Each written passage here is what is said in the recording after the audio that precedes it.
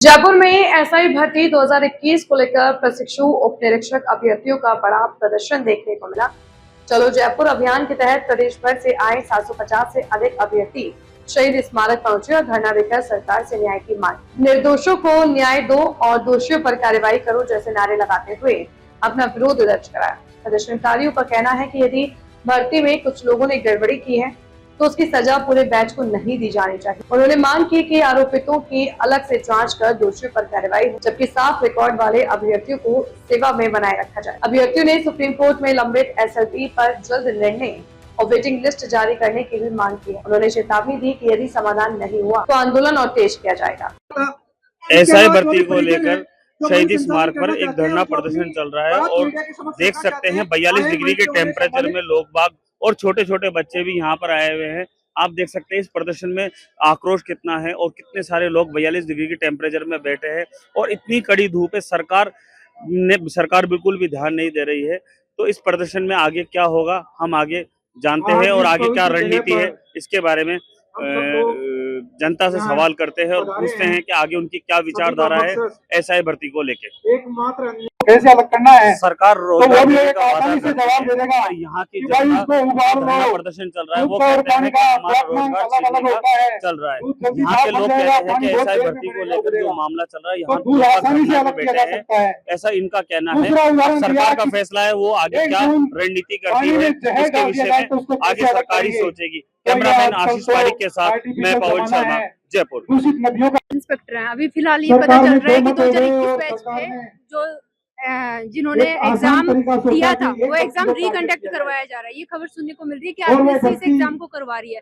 तो ये आज जब हम लोग ये धरना कर रहे हैं, अपनी मनसा हम व्यक्त कर रहे हैं, सरकार को हम अपना दुख बता रहे हैं और तुरंत ये चीजें मतलब निकाल दी जाती है।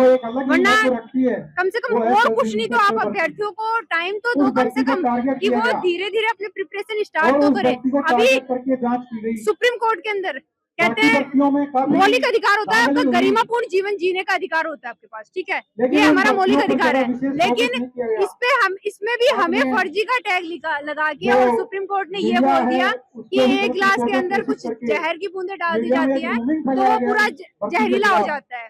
तो ये फर्जी का टैग लगा के और हमें एकदम से बाहर यहाँ से निकाला जा रहा है। पूरा का पूरा हमारे साथ अन्याय हो रहा है। ये बताओ अब इस अन्याय के खिलाफ हम सरकार को नहीं बोले तो फिर किसको बोले? सुप्रीम कोर्ट में हम गए, सुप्रीम कोर्ट में हमें सिर्फ 2 मिनट के लिए सुना गया। 2 मिनट में भी बस उन्होंने फाइल कर दी।